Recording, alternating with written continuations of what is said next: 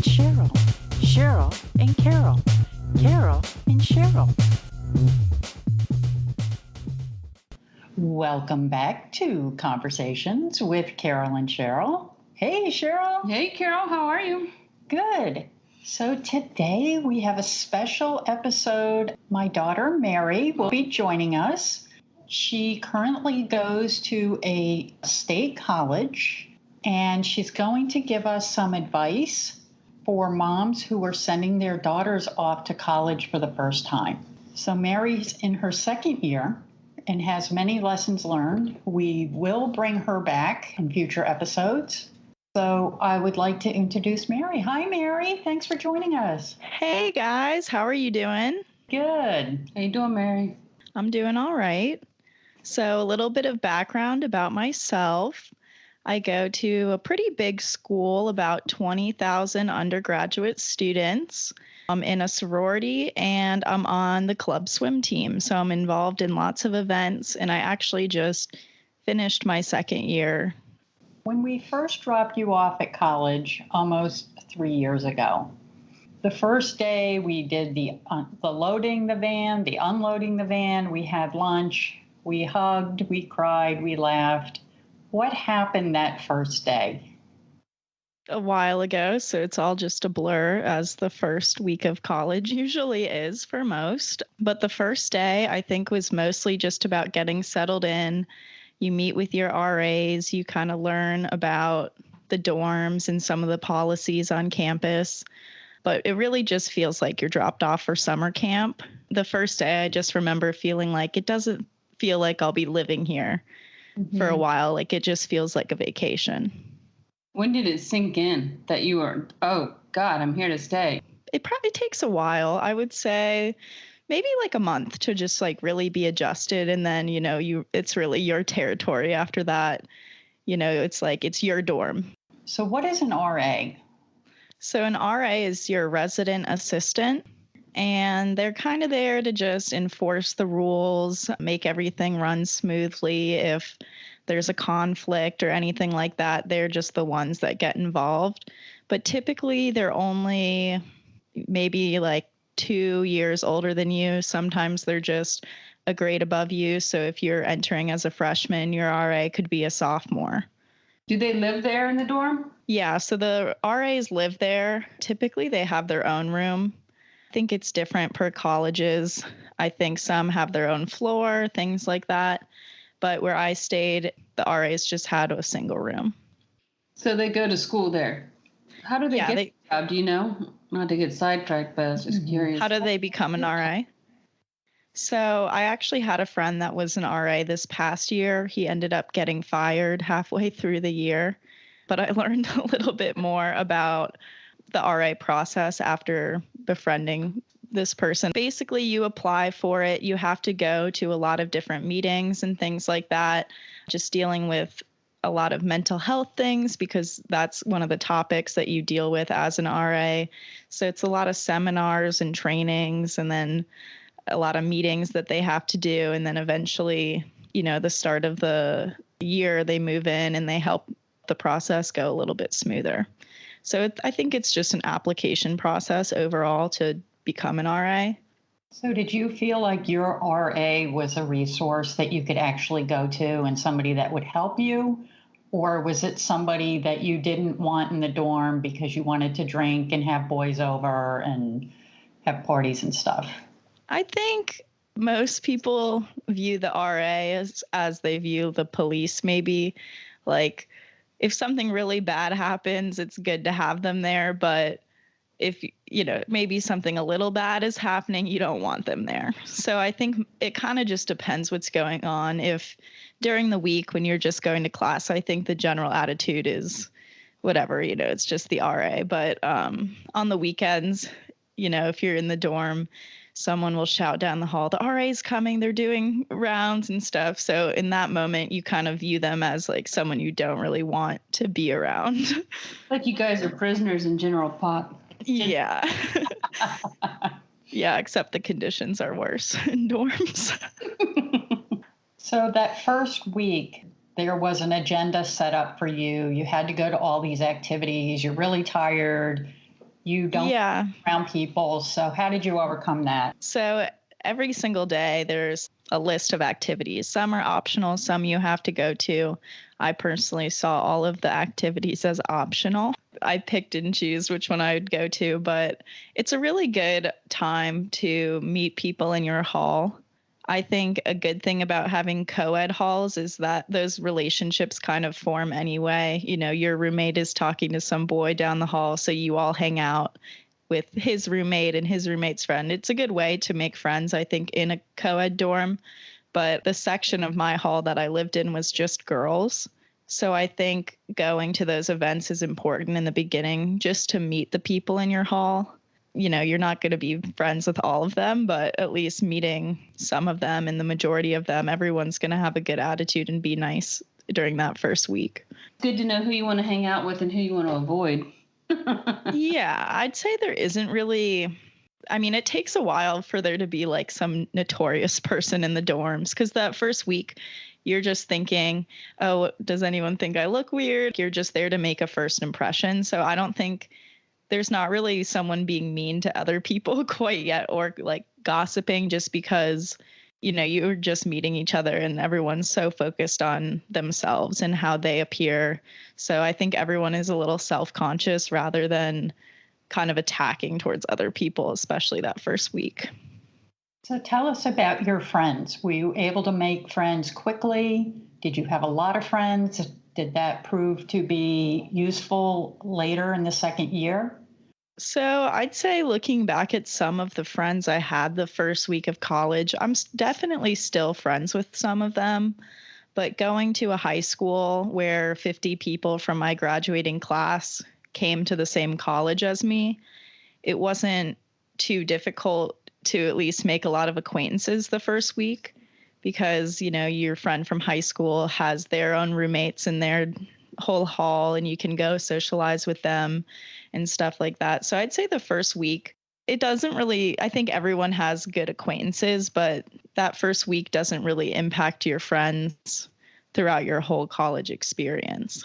So tell me about your friends that were more than acquaintances. How did you establish that network and those friendships? So I'd say the first really close friend I made coming my freshman year was somebody I went to middle school with, and we had never really talked probably from the, you know, high school years of sophomore to senior. So we knew each other, but we hadn't talked in a while. And we both just ran into each other on campus. I think it was like the first or second weeks of classes. And we were both just willing to go get lunch, you know, because we were both free. And then we really caught up and we've been good friends ever since. So I think the key to finding those friends is just like opening yourself up. If you see someone you haven't seen in 3 years, you don't need to be too cool to get food with them or, you know, go get coffee because those are the people you already know. You already have an established relationship coming into it. So for me, knowing a lot of people from high school kind of catalyzed a lot of my friendships here. And then what about your experience on swim team prior to getting to college? Because you don't swim in college, but did you run into a lot of swimmers from your team or other teams in your past? There were definitely some people on the swim team that are from the same general area of swimming that I came from. But I'd say a lot of it is, oh, you know this person. It's kind of a friend of a friend sort of thing. And then that happens a lot. Like someone from your hall might be best friends with somebody on the swim team. You'll all hang out. You know, it's why it's really important to get involved because you'll meet a lot of acquaintances and eventually friends. So, Mary, did you find that the friendships that you established in the beginning of your academic career were lasting through the first year and second year? So, keeping in mind that when everyone comes to college, it's a brand new experience for them. Everyone is rushing to make friends. By, I'd say, second semester freshman year, you realize all those people that you were buddy-buddy with at the beginning, you might still be on good terms with them, but halfway through, you might just realize, I'm not really a huge fan of half of these people. And that's okay, because at the beginning you were so just enthusiastic on meeting people, and that's how everyone is. But everyone can't have 30 best friends. So I'd say the important ones will stick around through the remainder of freshman year into sophomore year and hopefully the rest of your college experience. So, what are your thoughts on rushing a sorority your first year? So, I think Greek life has a lot of variables that impact that decision. Like, if you go to a university in the deep South, sorority life and Greek life in general is going to be a little bit more intense than if you went to a school up north. So, that question really depends on, I think, the individual, if it's something that they would really be interested in doing. For me personally, I waited till my second year. And I think that's healthy to do because you meet a whole lot of friends. You know, you already have friends going into that of rushing event, which can be kind of intimidating. So in the back of your head, you know, well, I wasn't in this for a year, so it's not really that big of a deal if this doesn't work out, you know. But if you go into it freshman year, you're banking on that working out. But again, rushing does work out for the majority of people. It really does. Like, everyone finds their place somewhere. So I think it's a good way to really get involved your freshman year, especially if you're not on a sports team or some kind of club, just because, you know, that's just a really good way to meet people around campus. It's always a big part of campus. What about for the people that don't do any of that? No activities, no sororities. Is it still fun college life, you think? Or do you think those other things are a must? I think it just depends on the person. I have one friend, my freshman year, to my knowledge, he wasn't involved in any activity. And this is like, probably the first semester, sometime first semester, freshman year. And I'd walk around campus with my friend and he would know more people than anybody involved in an organization, just because that's his personality. So I think he made it through completely fine. He still had tons of friends, things like that. He was super outgoing. So I don't think it matters for somebody like that. For other people, you can get kind of lost in the sauce if you don't really have a family away from your actual family to talk to or to just be around or to go to football games with or go to a Halloween party with. It's just really fun to have a group of people to live out those college experiences with. So I think someone who's not in an organization would struggle finding those people. So how was it academically for you to be involved in a club sport and a sorority? Did you feel like you had enough time to do your homework and all your studies and all that stuff? So college is great because you do have a lot of free time, and all of the organizations that you're in, at least at my school, pretty much have the policy of you kind of get out what you put in. So there's not really much of a requirement or like a time commitment. So for the club swim team, there are 5 practices a week, but you're not required to go to any of them. I think if you have a big assignment that week or something like that, you can focus on that. It's not like these organizations are forcing you to be there. I think the problem is more when events from your clubs and organizations are just more enticing than the homework you have to do or work that you have in general. So I think it just kind of depends on how structured you are, but also I don't think you really are required to take up all your school time doing something for a sorority or for a sport.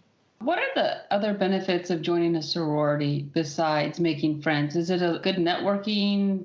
Yeah, it's really good for networking. I know my sorority has an alumni association. So once you're graduated from college, you can reach out to that. I know alumni from my sorority have reached out to us for internship opportunities and things like that. So it's really good for those reasons. Also, each sorority has a philanthropy event or charity that they do fundraising for. So that's just another good way to kind of put things off of yourself in college and focus on another group that needs help or just raising money for something that you're passionate about, especially doing it with 200 girls, you know? So one thing a lot of the moms are going to want to know about is the party scene. Is it overwhelming? Is it hard to say no? I think this is another question that really depends on where you go to school. For me, especially at college, I think that one thing that was a shock to me when I got here is when you're in high school, if you're a freshman and there's a senior, you're uncool to them and things like that. The environment that I entered into was one where the seniors want to bring the freshmen into it.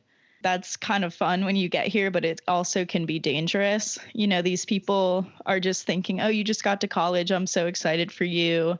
I remember when I first got here, and they want you to have fun. They're not really thinking like, how much had this person drank today or like anything like that. So I think it's a really good culture, to come into. You're welcomed into it. But at the same time, you just have to look out for yourself, because everyone's just going to be encouraging. Everyone's going to want you to come to the party. One thing I really found about parties in college, especially with social media these days, if I'll miss out on a party, I can see my Snapchat and see, wow, all these people looked like they had so much fun.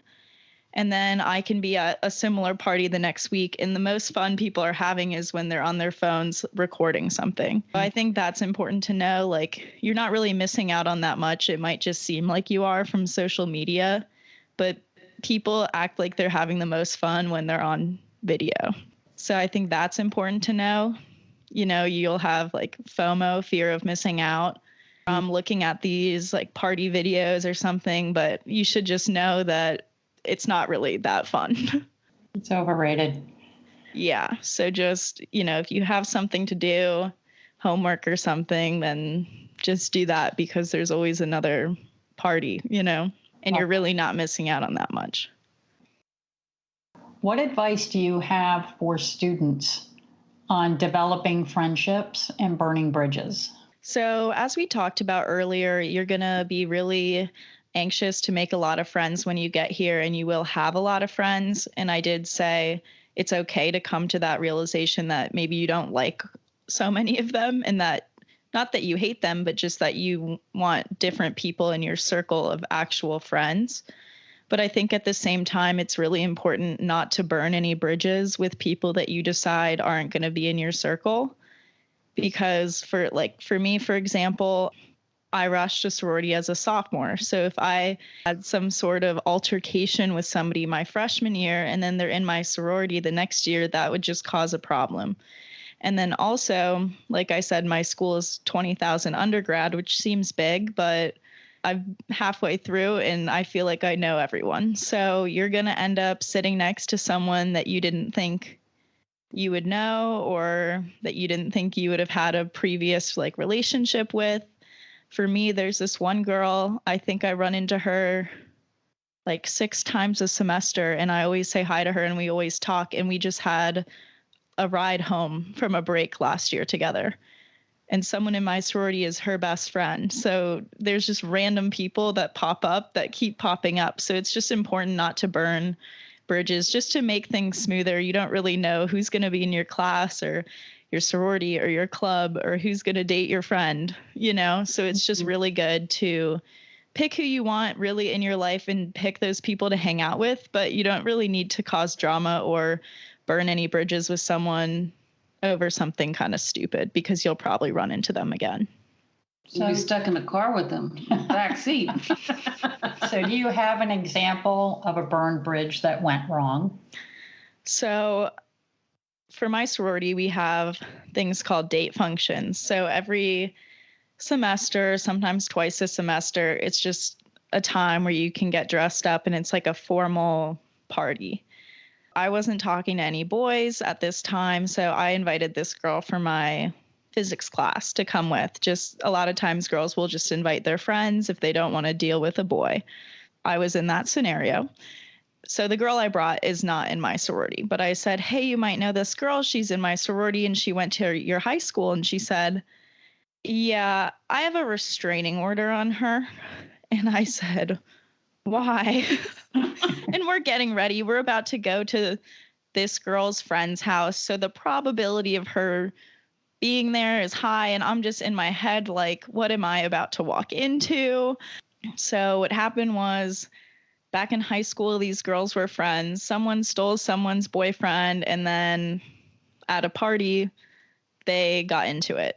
So they're just not allowed to be within a certain vicinity of each other, probably for the best at this point. But that's just kind of awkward when you're 10 minutes away from arriving at an event for somebody else's, organization. And then there was some girl there that like tried to fight you. You just don't want to have those encounters when it could just be a fun night.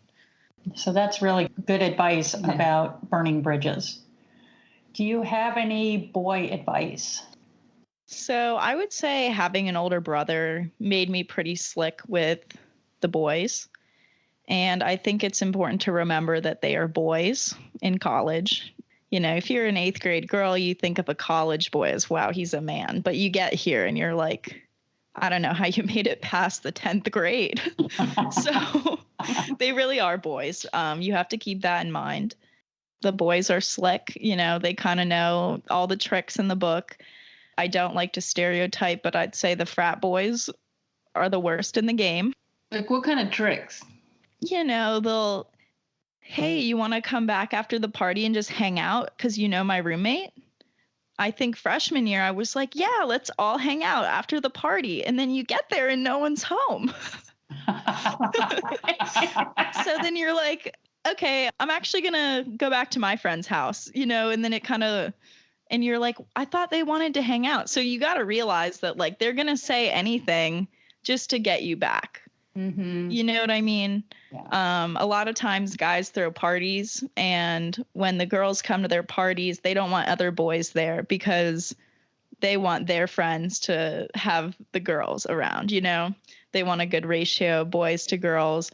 So I think if anyone is really planning out this meticulous ratio and they're organizing these events, registering them with the city, they're pretty good at what they're trying to do. They're having parties Thursday night, Friday night, Tuesday night, and the same girls are always there. I just think they are really creative. They know how to entice the girls to come hang out. One boy told me this year, I always sit next to the prettiest girl in class. It's an easy way to just talk to them right off the bat. And I'm like, I wouldn't have even thought of that. These boys are so smart. Mary, were you ever at a party where a guy pulled out a glass drink stirrer?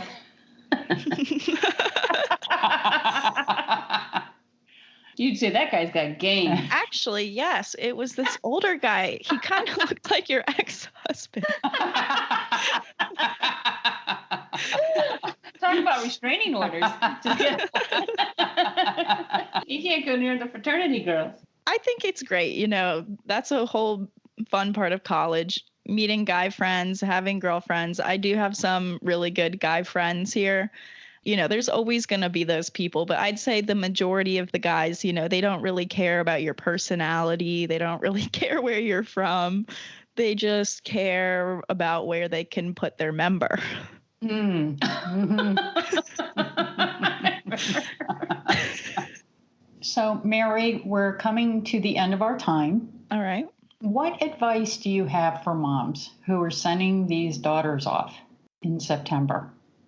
I've seen a lot of daughters doing things that their moms wouldn't want them to be doing. I'd say ignorance is bliss for the mom. Yeah. You don't want to know about every single party they're going to. You don't want to know about every time they're drinking because to you as a parent, that seems a little excessive, I'm sure. But in the college, culture, it's not. So I think if you have your son or daughter at college and they're around a lot of people that like to do these things, and then they have their mom calling them, well, I saw that you weren't back at your dorm until 2 a.m. What were you doing? And, to them, they're just like, come on, and they're going to do it anyway. So I think that's also a very important thing is that your kid is going to do whatever they want when they get there. So instead of telling them not to do things because they're going to do what they want anyway, just prepare them for some of the stuff that they're going to do. You don't want someone that has never drank alcohol before going to a party their first week of college, getting encouraged by the seniors, and they've never been allowed to drink or they've never learned how to drink before getting to college. Yeah, or at least just learning, I think another thing is knowing that your parent won't be mad at you. Because if, say, like you should go to the hospital, or your friend should go to the hospital, and you call an Uber on your mom's credit card and she asks you, like, you don't want to have to lie about that, or you don't want to have to not tell your mom that you're in the hospital for 3 days because you think she'll be mad at you, Well, Right. I guess it doesn't take 3 days to get your stomach pumped, but but still, I think there are a lot of circumstances where you don't want your child to be afraid of telling you things. Yeah. We actually had a whole episode about that. Have you ever come across anybody that's been like roofied or anything like that? Or if they've had one drink and they feel like they've had 20, is that common? That's so scary. That's one thing. I don't really think it's that common, but then again, I don't know how often I would hear about that. There are, like, every once in a while, someone from the sorority will say, like, I know a girl, this happened at this frat, just letting you know. So sometimes you hear about stuff like that. It's never happened to anyone I know, but it's definitely something that's talked about.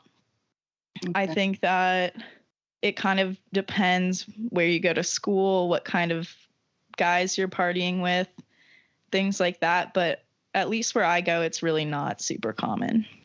And you know what? I read there is a fingernail polish, I think a drink stir, and maybe a glass. There's like 3 different things that would tell you if there's something in your drink. The other thing, too, that I think they don't really tell you is you'll see like a video in high school with movie kind of thing, and it'll have a girl setting her drink down in a Solo cup and then a guy coming and putting something in it. But really at a lot of these college parties, it's just all the furniture is moved out. So there's not like tables to be really putting your stuff on, things like that. Like, yeah, you could just set it on something, but people don't really, a lot of times if you do that, you're not going to find it again. And it's crowded. So people, that's not super common. It would be more of somebody pouring you a drink and then putting something in it rather than you setting something down, because there's not really many places to set things down. It's a very open area. So what is your best college experience so far? I would say probably just getting close with my roommate throughout this year was really fun. We've done a lot of things that made a good college experience. I think I can't really think of one in particular, but we'll just, we'll do things like go to the quad and sit outside, or we'll go to downtown and get some food or something like that. Sometimes we'll go to parties together. We'll do homework together. And it's like, I just really think that is having a good college experience, doing a little bit of everything. You know what I mean? I think the experience is really, struggling through your class, staying up really late because you have a test the next day, but then like playing hard at the end of the day too. So I think what makes a good college experience is the work hard, play hard mentality. And then what would you say is your worst college experience so far? Want to hang out with my friends? Boys. Surprisingly, not that. This one's really easy. I'd say it was my freshman year roommate. That was just a nightmare. And that was my worst experience. And that one was definitely difficult because that was somebody that I lived in like a 10 by 10 block with, so it wasn't really someone I could escape. And that's why that made a difficult experience. But I think having that made me grateful for my current roommate now. And I don't know if I would have had all of those really good experiences with her if I hadn't had such a crazy roommate. Okay, so you mentioned that your roommate was a nightmare. What kind of things did she do? So she really did a lot of different things. We can get into the stories next episode. I have a lot about boyfriends coming and disrespect over social media and things like that, and how I combated those things. You can't wait for that one. That sounds great. Well, Mary, thank you so much for coming on to Conversations with Carol and Cheryl. We've really enjoyed chatting with you. We invite our listeners to comment on our Facebook page as well as our Instagram page. Bye-bye, guys. Love you. Love you. Carolyn Cheryl, thank you. Carolyn Cheryl, thank you.